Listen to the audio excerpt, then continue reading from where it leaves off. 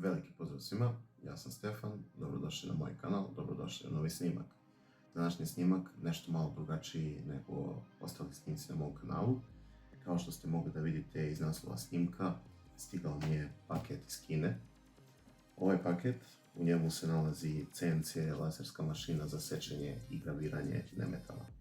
Sad, možda se pitate zašto ovaj snimak na mom kanalu, zašto ja radim unboxing, zašto radim review i to zašto radim unboxing i review mašine, CNC mašine za sečenje i graviranje. Pa prilično je prost razlog, to je zato što sam pre nekih godinu dana hteo da kupim mašinu za graviranje. Bilo mi je to zanimljiva tema i dok sam pretraživao po internetu naišao sam na sajt proizvođača koji je proizveo i ovu mašinu. U pitanju je Ortur. Poručio sam mašinu od njih i mogu vam reći da sam i više nego zadovoljan tom mašinom, zato što je i prevazišla moje očekivanje. I sad, u znak zahvalnosti, ja sam stupio u kontakt sa proizvođačima te mašine i saznao sam da oni nemaju neku generalnu pokrivenost naših prostora, a vjerujem da i među vama sigurno ima neko koga zanima CNC mašine, upravljanje CNC mašinama, ako ništa drugo graviranje, sečenje nekih nemetala. Tako da sam u dogovoru s njima, poslali su mi ovu mašinu da uradimo review i da vam pokažem njene mogućnosti. Ova mašina je konkretno Aufero Laser 2, ovo je jedan od najjeftinijih modela na njihovom sajtu, tako da ovo je i više nego odličan izbor koji možete da napravite ako želite da probate da se bavite CNC kontrolisanjem, da kupite neki laserski graver, neku lasersku mašinicu. Ovo, i pre nego što počnemo sa reviewom, mogu da vam kažem topla preporuka za ovu mašinu. Sad, da ne bismo mnogo dužili sa ovim snimkom, odmah ćemo početi sa unboxingom i vidjet ćemo šta sve ima unutra. Za početak možete vidjeti da je ova kutija već otvorena. Sad, ova kutija je bila prilično dobro zatvorena i ispakovana kada su je oni poslali, ali su kod nas na carini morali da je otvore da vide sadržaj kutije, tako da kutija je ovako stigla. Nadam se da ništa neće da fali iz nje, da će sve biti u redu, tako da vidimo kako je to sve zapakovano i šta se sve nalazi unutra. Sad vidite, kad otvorimo kutiju, tu već imamo neke papire. Ovo je korisničko uputstvo i pretpostavljam prospekt sa delovima, da, tako je. To ćemo ostaviti sa strane, imamo neke certifikate i to ćemo skloniti sa strane da ne smeta. I imamo ovo je neka kao pena, prilično čvrsta i vjerujem da ovo dosta dobro čuva sadržaj u kutiji. Sad, u kutiji, kao što možete vidjeti, sve je obloženo ovom penom, sve je to lepo složeno. Znači, pre svega imamo ove linearne vođice koje se koriste za samo kretanje glave lasera, odnosno samog lasera za pozicioniranje da bi moglo da funkcioniše. Sad vidite, to je prilično kvalitetno odrađeno, sve je ekstrudirani aluminijum, sasvim korektno, prilično lepo klizi, nema nekog otpora, nema tu neke pretjerano velike filozofije, to je sve prilično prost mehanizam, ali kvalitetno odrađen. Tako da imamo dvije ove vođice, jedna tu i evo je druga tu. Njih dve se koriste kao osnovni ram i onda na njih dolazi treća vođica na koju dolazi glava lasera. Znači njih dve ćemo odložiti sa strane da nam ne smetaju. Da vidimo dalje šta imamo. Imamo USB kabel. Ovaj kabel koristimo da povežemo kontrolnu ploču samog lasera sa računarom i sa softverom koji koristimo za pravljenje programa koji kasnije pomera glavu lasera i izvršuje funkcije koje smo zadali. Dalje, ovdje se nalazi modul lasera. Znači, otvorite ovu kesu da vidite šta se nalazi unutra. Znači, vidite, to je prilično kompaktno, prilično lepo osmišljeno i odrađeno. Ovaj modul, znači, kao što vidite, ovdje se nalaze specifikacije ovog lasera. kako bi, gdje je oznaka. Evo ovdje vidite, ovo je oznaka lasera i sad ako vas zanima možete pogledati na njihovom sajtu šta predstavlja ta oznaka. Svaka ova oznaka nosi koji je ulazni, koji je izlazni napon, koja je snaga samog lasera i koja je potrošnja. Glava lasera se sastoji od kontrolne jedinice na vrhu, ispod ove plastike, hladnjaka, ventilatora. Ovdje se nalazi sama dioda lasera i ovo je zaštitna plastika kako ne bi došlo do povređivanja vida, jer ovi laseri mogu da budu štetni po vid ako dođe do direktnog kontakta sa očima. Dakle, vratit ću to u kesu. Odložit ću to sa strane. Dalje šta imamo? Imamo zaštitne naočare, naravno ne treba ni da pričam koliko je ovo bitno. Kad god radite sa laserom, kad god radite sa snopovima svjetlosti, morate da vodite računa o svom vidu, jer mogu ozbiljno da povrede vaš vid. Tako da, jedna od bitnijih stvari. Dalje imamo ovu pločicu. Ova pločica se koristi za fokusiranje žižne daljine lasera. Sad, ovo je diodni laser. Postoji ogromna razlika između CO2 i diodnih lasera. Diodni laseri se fokusiraju, imaju fiksiranu fokusnu tačku i ta fokusna tačka se pomera u odnosu na materijal koji se koristi. Kasnije ću vam prikazati to na primjeru kada budemo nešto radili, ali za to se koristi ova pločica. Dalje imamo sljedeću kesicu, imaju ovdje neke vezice, imaju neki komadići drveta na kojima možemo probamo, četkica za čišćenje same mašine, imaju tu neki ključići, šafovi. Ovo će nam sve biti potrebno kasnije kada budemo montirali, sastavljali laser. Sve je to lepo spakovano na jedno mjesto. Da vidimo dalje šta imamo. Imamo još ove pene koja je tu da zaštiti sadržaj. Imamo naponski kabel, transformator i naponski kabel. Sad, što se tiče potrošnje ovih lasera, oni nisu veliki potrošači. Prema mojim dosadašnjim iskustvima, oni ne troše uopšte nešto mnogo struje, laptop troši više od njih. Tako da ne morate da se brinete o tome da li će sad da vam skoči račun za struju nešto nenormalno. Neće, budite sigurni.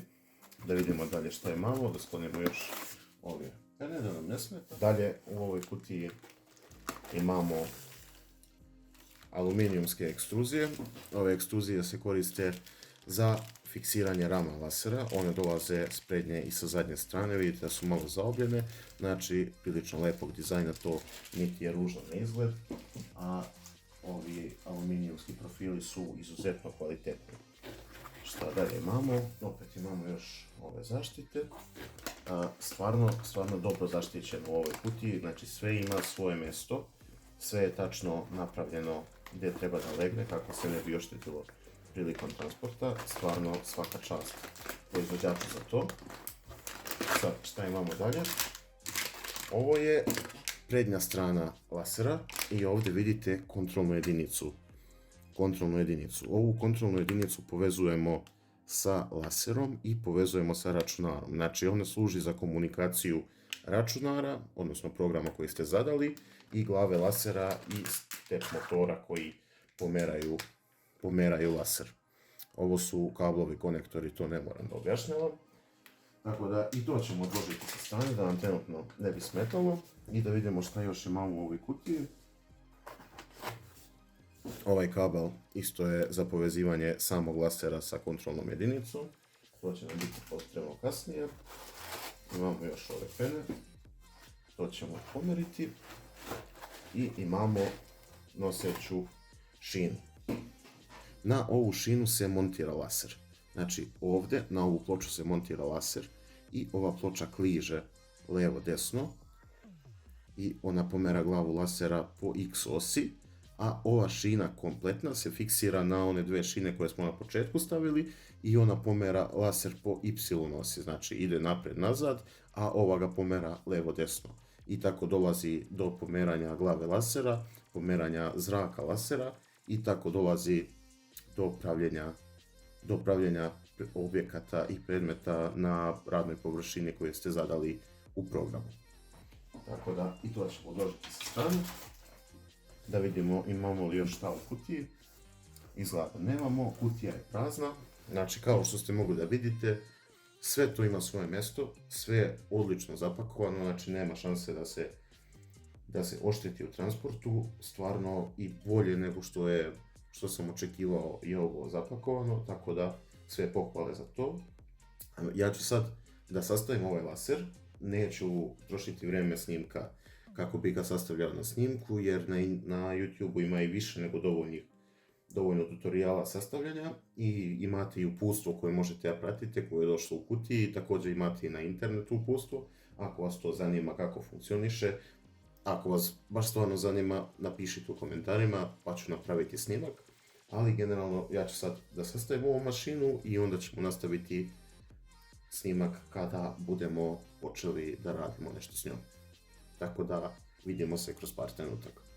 Dakle, nakon što ste vidjeli šta se sve nalazi u kutiji, ja sam uzeo i sastavio ovaj laser van kamere, nisam htio to da snimam, da ne bih oduzimao vreme, ali ako vas to zanima mogu i to da snimim, pišite mi u komentarima.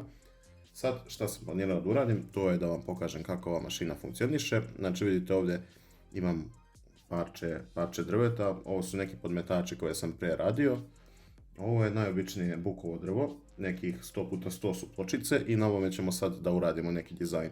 Vidjet ćete, napravit ću da vidite šta radim na monitoru, da biste znali kako funkcioniše ovaj program.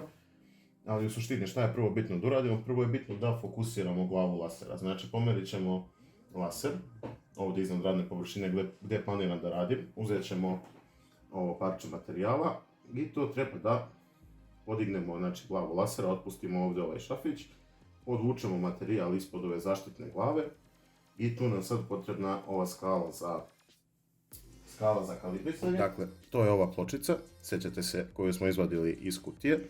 Sad ovu skalu za kalibrisanje stavljamo na materijal koji radimo i na to spuštamo ovaj laser, odnosno ovu plastičnu zaštitu. Zatežemo ovaj šavčić koji drži i sklanjamo materijal. I sada je naš laser kalibrisan da radi na ovoj visini, odnosno na ovoj, Znači, kada imamo laser vraćen na početnu tačku, onda ćemo uzeti, pošto su nam ovo pločice 100x100, tako ćemo napraviti radnu površinu. Ovdje ćemo nacrtati u ovom programu da imamo,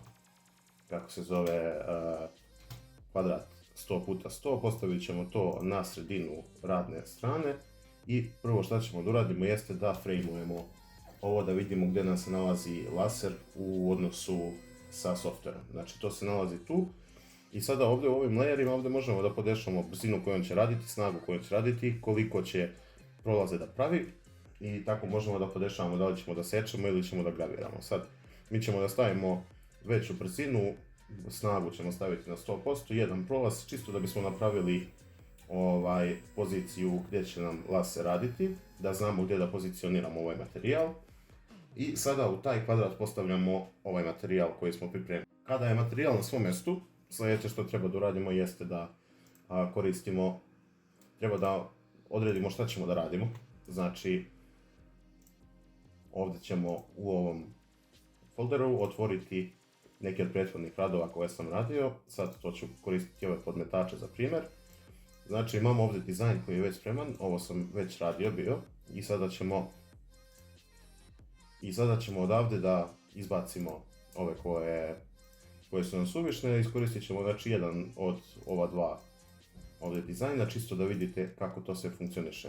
Ovaj nam frame okolo neće biti potreban, to ćemo ukloniti i koristit ćemo samo ovaj dizajn. To ćemo podesiti na sredinu ove radne površine, zato što nam je tu pozicioniran radni materijal. I stavit ćemo da ovo bude nekih dimenzija 75 do 80 mm. Jer nam je ova pločica 100 mm u osnovi i malo su oborene ivice, tako da ovo bi trebalo da se uklopi taman kako treba. Stavit ću 80 mm i ovdje imamo podešavanje u layeru da ovo bude popunjeno sve. Znači, kada imamo opciju fill, onda će sve ovo što je okruženo plavom linijom da bude popunjeno. Imamo brzinu 6000 mm po minutu, jedan prolaz, snaga je na 100%. Ja ću pustiti sad laser da radi, ali prije nego što to uradim, bitno je napomenuti da ove mašine nikako ne bi trebalo da budu korišćene u zatvorenom prostoru, Znači, izuzetno je bitno da vodite računa o zaštiti očiju, znači morate koristiti naočare koje su došle sa mašinom i također morate da koristite ovu mašinu u dobro ventilisanom prostoru, znači ovo kada gravira pravi dim koji može da bude štetan za vas, tako da obavezno povedite računa o tome. Tako da sad ćemo pustiti ovo da radi, napravit ću neki kratak timelapse da vidite kako to sve funkcioniše, tako da ovo će brzo odraditi i vidjet ćete i sami koji su rezultati.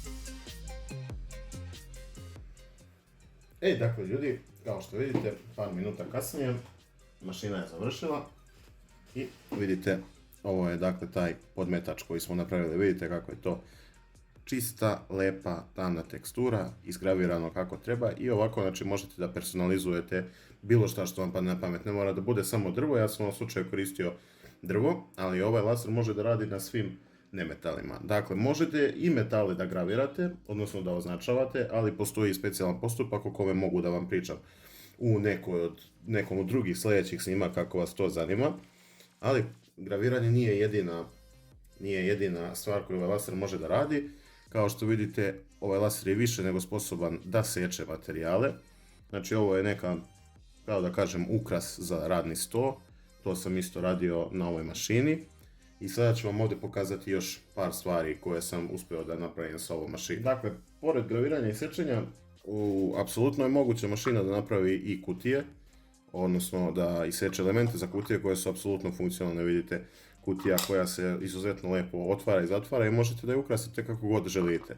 Dakle, to je jedna od mogućnosti. Vidite, ovdje sam pravio isto kao kutiju u obliku srceta. Vidite kako je to sve uklopljeno, znači ovo je rađeno na ovom laseru, izuzetno precizno i kvalitetno isečeno i za savijanje i za uklapanje. Znači stvarno ne mogu da objasnim koliko ovaj laser fino radi u odnosu sa cenom, znači kvalitet koji dobijate je neverovatan. Naravno, ukrasne dekoracije za stolove isto može da se radi, može milion različitih stvari da se napravi s ovom mašinom, znači ograničenje je samo vaša mašta. Tako da ljudi, ako vam ovo izgleda zanimljivo, ako vas zanima više da saznate o ovim mašinama, slobodno mi pišite, imate me na Discordu, imate linkove do mojih Facebook, Instagram profila gdje možete da mi postavljate pitanje.